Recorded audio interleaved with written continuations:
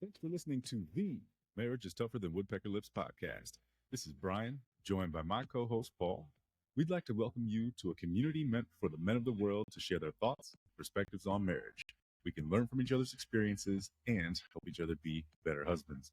This week on the pod, we want to talk to you about what is it to actually feel your feelings.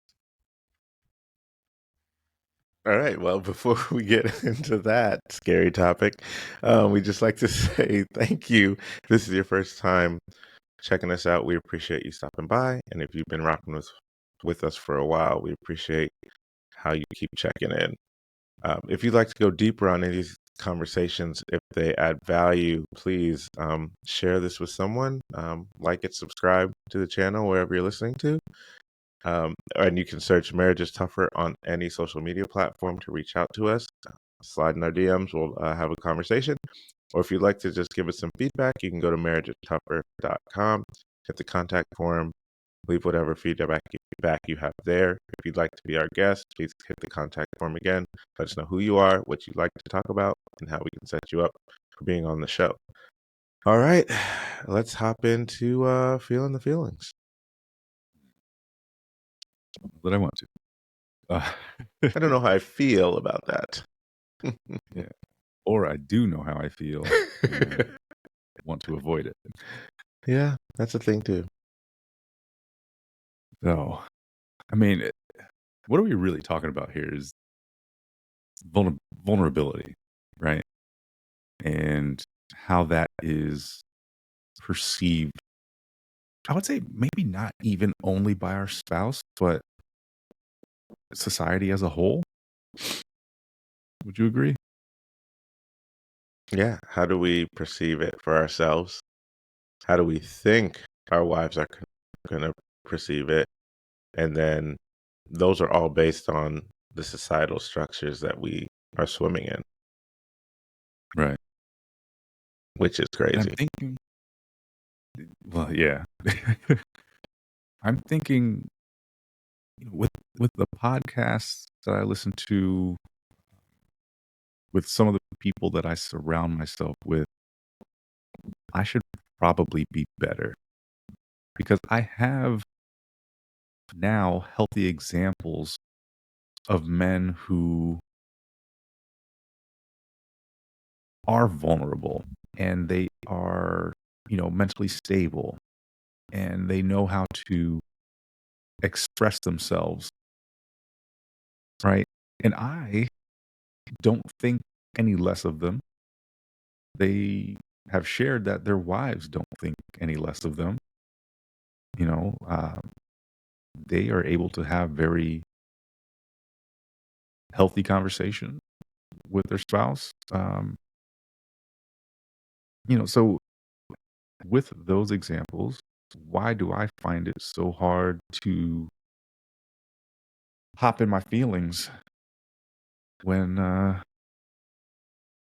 want to say opportunity, but when I will call it opportunity, when the opportunity presents itself? Why do I struggle so much to sit in that space? That is such a good question. As you were saying that out loud, I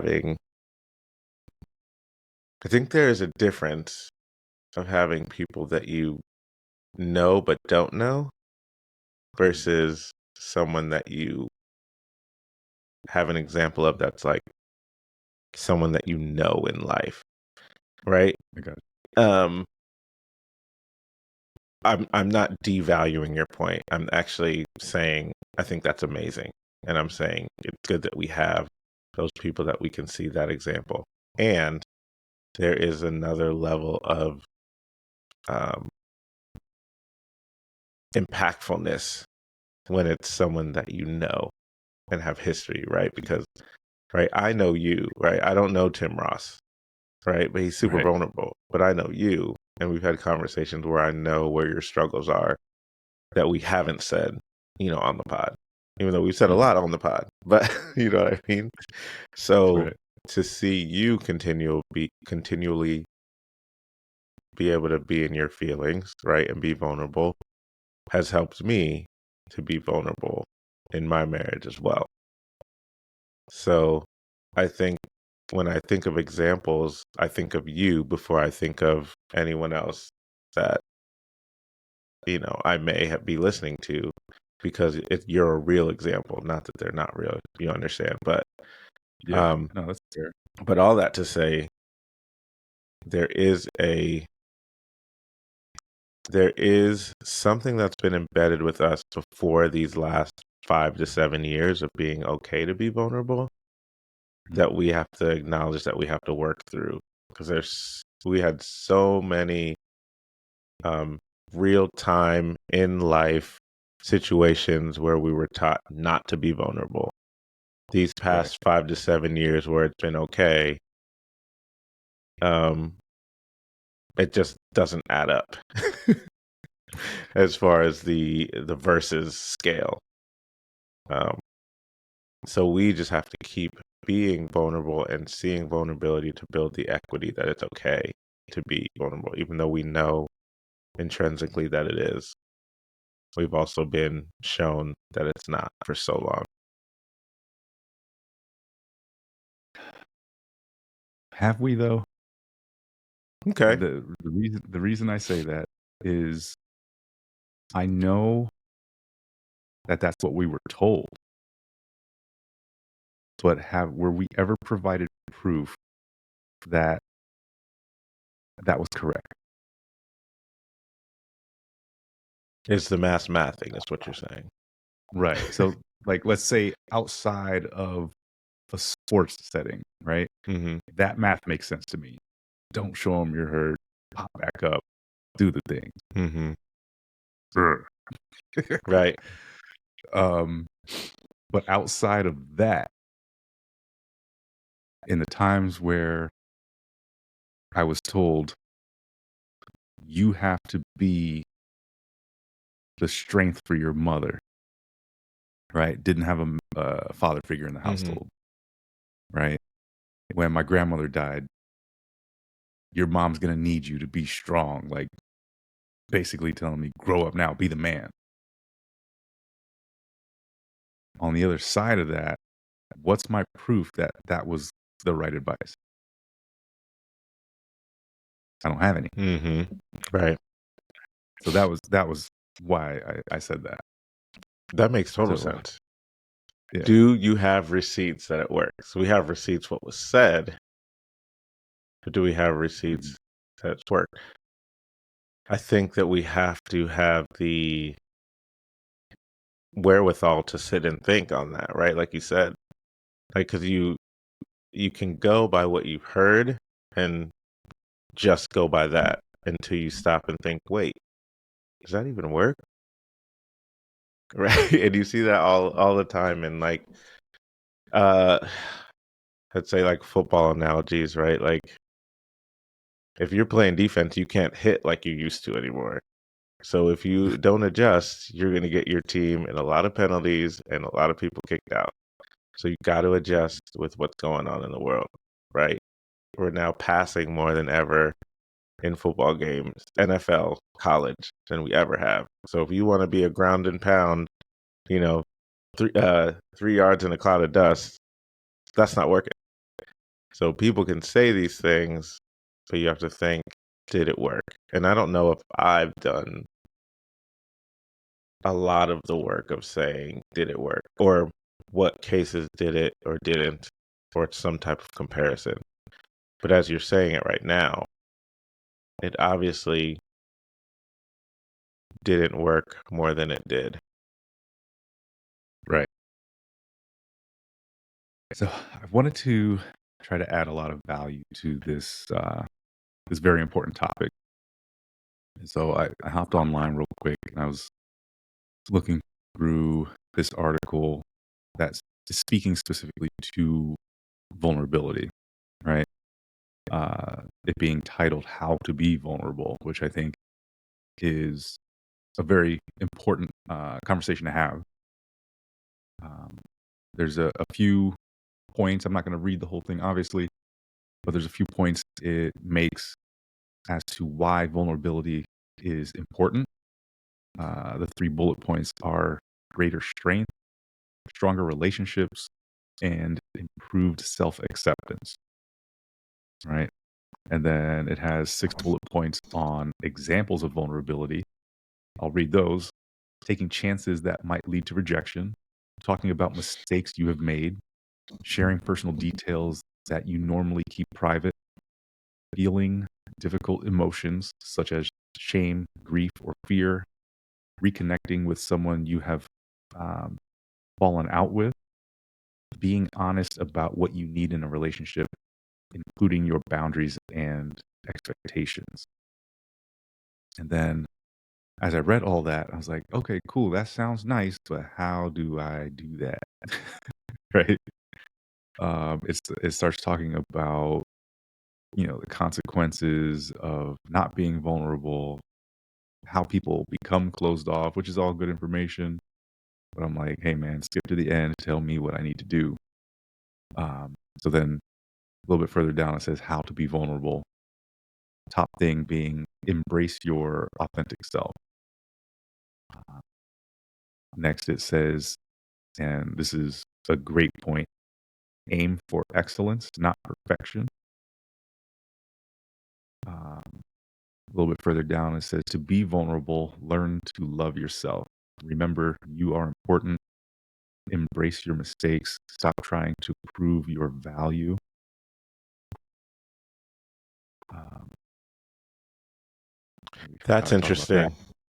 Yeah. That's okay. Go on. Sorry, I was about to go We'll, off we'll on a tangent. Yeah, no, it's fine. Oh, we'll come back to it.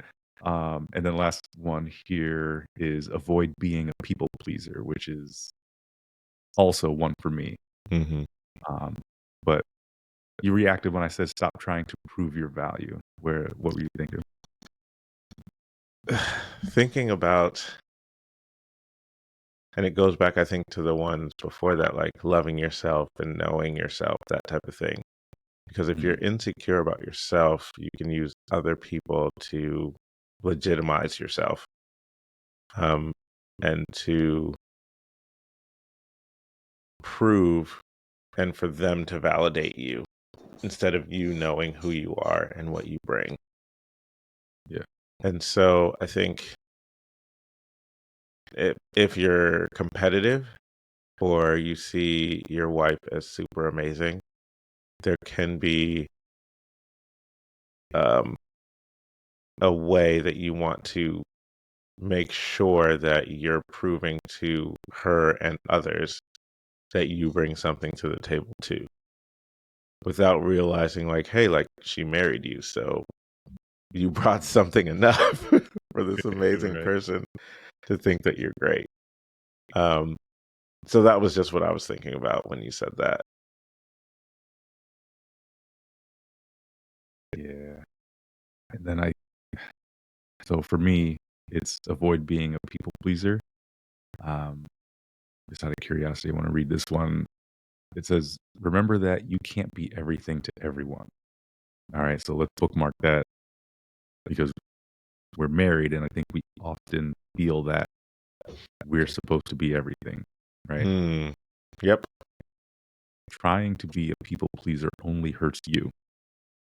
It says, offer the most precious gift of all, yourself, rather than trying to be all things to all people.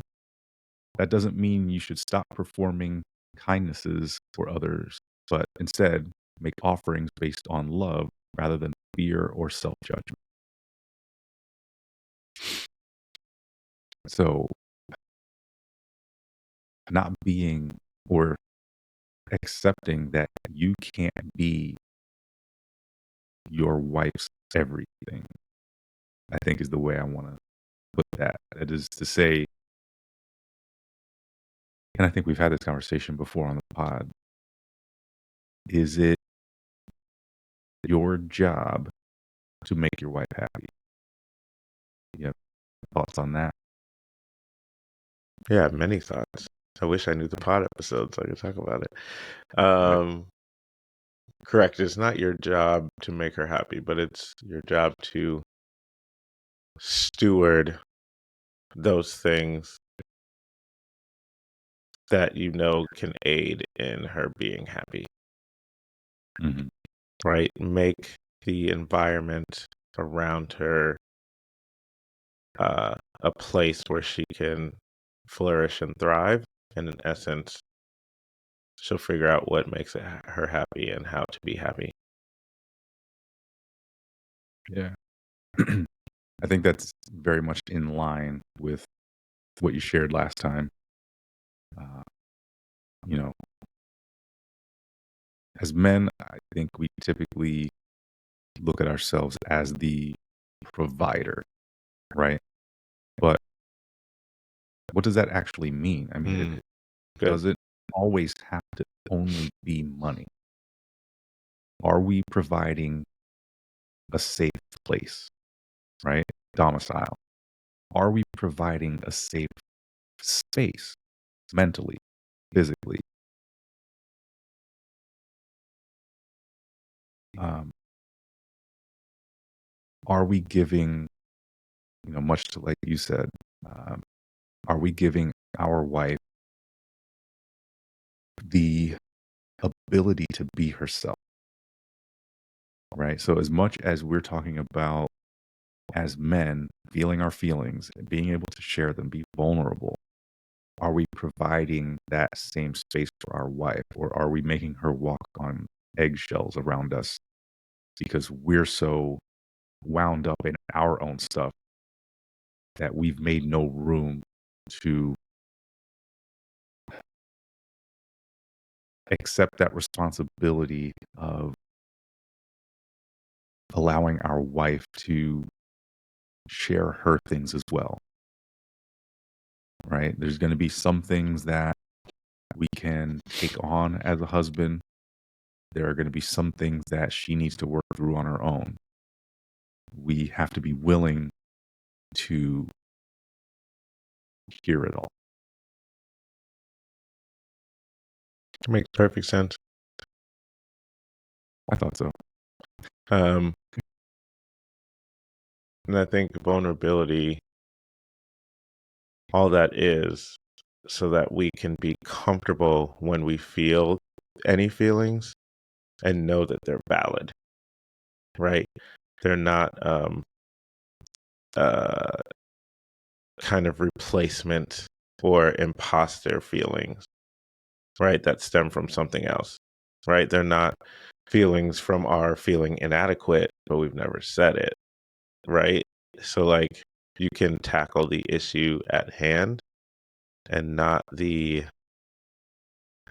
issue behind the issue, if that makes sense. Uh, Yeah. Having this thought right now, do you know anyone who is good at receiving someone else's vulnerability, um, healthily, but is not so great at being vulnerable themselves? I feel like that should be a pretty good relationship, right? If you're practiced in receiving someone else's vulnerability, it stands to reason that you should be practiced in sharing your own. So I'm wondering, if I practiced more allowing my wife to be vulnerable and I build up that experience, would it help me on the other end share my own vulnerability? I think for me, I think it did help me. Um, my wife is good at both. I think I was good at receiving someone's vulnerability, but not being vulnerable, still struggle in that. But watching her, even in our conversations and with others, um, that helped me.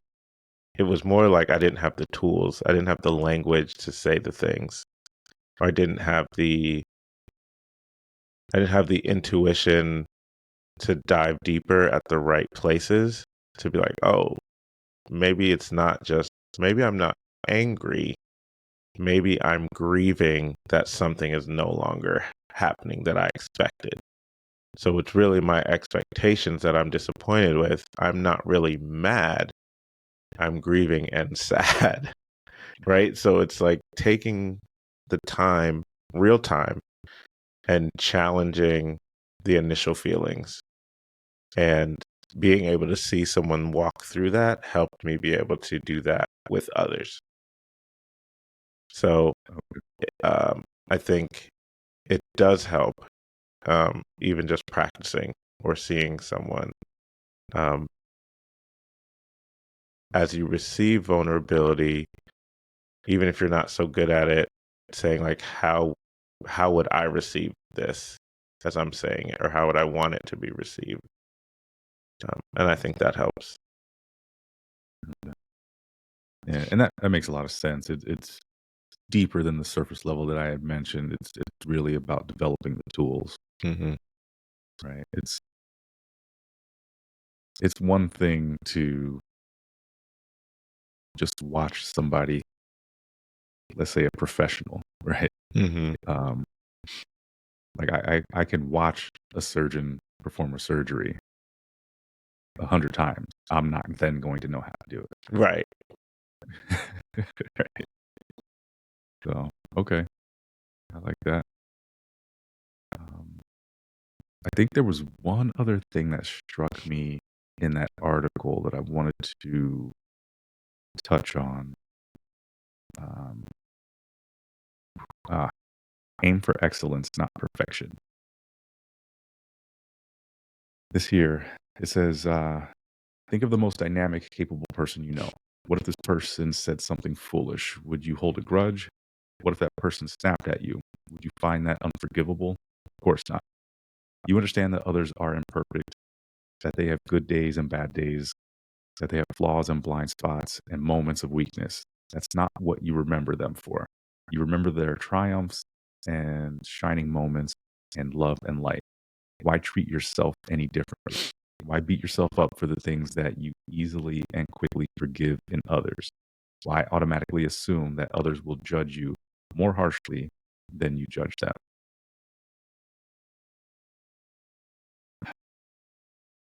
So I think when I first read that piece, Aim for Excellence, Not Perfection, it took me directly to my work, Hmm. right? Being in a healthy workplace,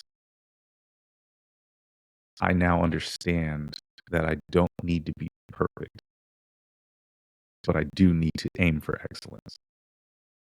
And what does that mean? It means I have to do the best that I can. I have to work on improving any deficiencies I may have. Also, I need to ask for help when I need it. I need to admit that I need help, and I have to feel safe to do so. I think the same applies to my marriage. I think the same applies to being a father, right? Um, Admit that you need help in certain areas, especially if it's, you know, a larger struggle area, um, before things get out of hand. Have those conversations with your wife, and if you are in a healthy communicating marriage, you should feel safe to do so. Absolutely. That's that's very important. I mean, what you said was so good. I don't have to say anything after that. Uh, it's a just to reiterate that that is the goal, right? If you can communicate your feelings, you are statistically a healthier person. because you're not holding things in that your body needs to react to and filter out. So if you don't want to do it for anything else that we've said, it just makes you a healthier person. Um, but also the ways that you do that is realizing you can't do it alone and you're not built to do it alone. So it's okay to be overwhelmed and to say that you're overwhelmed. Um, it's also good to be specific in what you are overwhelmed with, and even go deeper to think, what can I do to help that? You don't have to come up with a solution. The beautiful thing about having a wife is to be able to work through those things, um, and being open to feedback and suggestions.